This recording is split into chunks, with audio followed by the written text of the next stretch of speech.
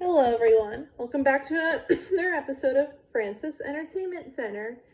Today's first few stories, I know it's hella late, are Fools in April and Neptune Spatula. You might hear my kitty cats playing in the background, but anyways, enjoy the video. SpongeBob wakes up and realizes that it's April Fool's Day. Squidward sees him and wonders what SpongeBob is so pleased about, until he looks at the calendar and realizes that it is April Fool's Day, which he says is SpongeBob's favorite holiday. Fearing the worst has come, Squidward calls Mr. Krabs saying he caught something terrible and he just could not be able to make it to work. Mr. Krabs says there is an art collector in his office who wants to buy Squidward's art and name him the Artist of the Month. So Squidward immediately rushes to the Krusty Krab, only to find out it was a silly prank by SpongeBob and Mr. Krabs. Squidward attempts to resign from his job, but SpongeBob persuades him to stay, promising not to pull any further pranks on him. However, SpongeBob continues to prank the customers inside the Krusty Krab while not pranking Squidward, but getting carried away with it. The customers do not take offense to SpongeBob's pranks, as they are harmless and playful in nature, and they even laugh at SpongeBob.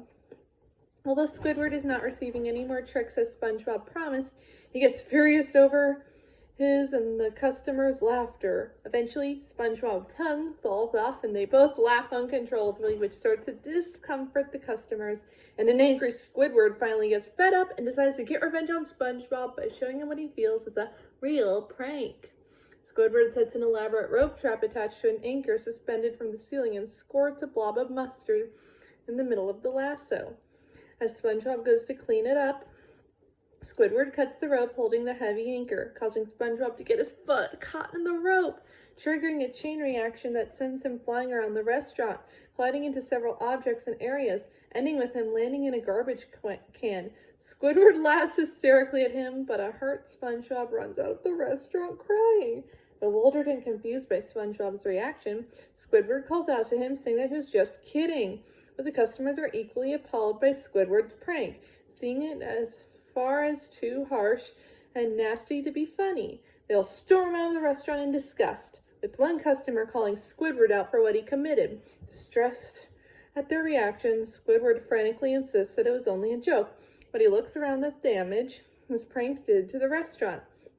It slowly dawns on him that SpongeBob's pranks were not only actually funny, but also harmless, and they meant to make people laugh so that SpongeBob could laugh with them, whereas his prank was just cruel and meant to hurt and humiliate SpongeBob so that he could laugh at him, as he couldn't tolerate the latter being happy on his favorite holiday. Overcome with immense guilt, Squidward realizes that he has no choice but to apologize to SpongeBob, albeit without any confidence. Squidward goes to SpongeBob's house and sees SpongeBob's hat behind a rock. He goes over to apologize to him, but then he says just Patrick wearing the hat while digging. Squidward asks why he's wearing the hat and where SpongeBob is, and Patrick tells Squidward that SpongeBob is in the house impressed instead of depressed and was crying a lot. This, of course, makes Squidward feel even more guilt, and he rushes over to SpongeBob's house and bangs on the door. He has gone so far as to force his way in, but SpongeBob slides his arm through the door and removes the doorknobs, clearly in no mood to talk to him. Losing patience, Squidward gets his clarinet and starts playing badly, refusing to stop until SpongeBob reluctantly answers him. Squidward sadly attempts to apologize, but considering that apologizing to people is not something Squidward usually does, especially to the one person whom he despises the most, it is not so easy. Squidward tries other methods of apologizing to SpongeBob, including sending him an apology note in a bottle, but shoving the cork all the way in the bottle, and apologizing to SpongeBob far away via 2 cans attached to a string. These are foiled by SpongeBob not having a bottle opener and Patrick using the string as floss, respectively. Eventually, he is able to apologize by putting a bubble over his head so that SpongeBob cannot even hear his apology. Squidward walks away, seeing that his conscience is clear, but is confronted by memories of what he did. After he imagines his mother telling him he stinks, he runs back and genuinely apologizes to SpongeBob, even admitting he likes him, his friends, everyone else in Bikini Bottom, but tells SpongeBob not to tell anyone. SpongeBob promises not to tell and forgives him, but then fully opens his front door, revealing everyone else is inside behind him and witness Squidward's apology. They all say April Fools to Squidward, who is flabbergasted by this because it revealed SpongeBob was never really upset from Squidward's prank earlier. It was all part of a prank he, along with the other bikini bottomies, pull on Squidward. Squidward states that he was fooling them as well before running away to his house while laughing maniacally, causing SpongeBob to ask, what would we do without Squidward?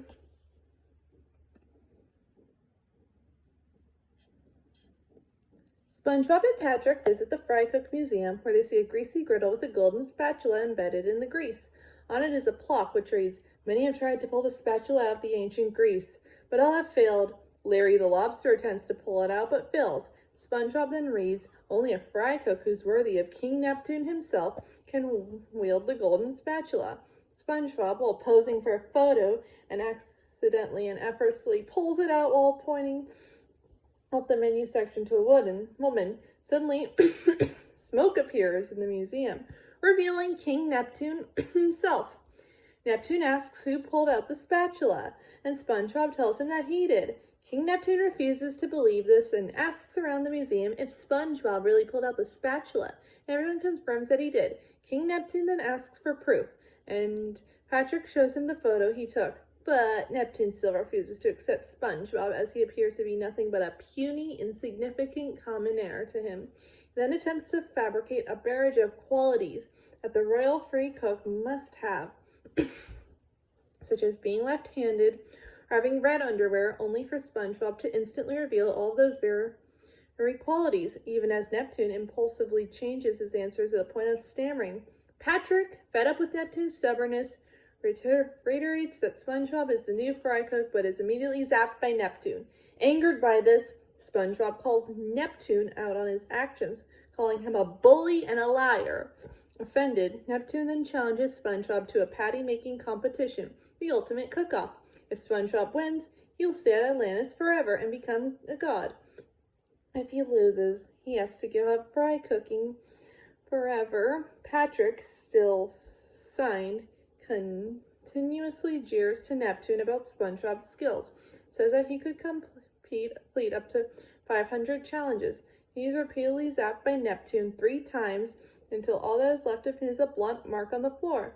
SpongeBob accepts the challenge, provided Neptune restores Patrick, and he does so, though Patrick's face is now on his rear end.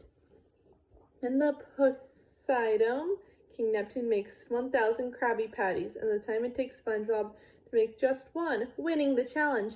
However, when Neptune shares his patties with the audience, they express that they taste awful. Neptune is angered by this and asks why they would think that SpongeBob's would be any better. He tastes SpongeBob's Krabby Patty and finds it delicious. Neptune, saying that he wants to try it a second time, regurgitates the patty to eat it again, disgusting the audience.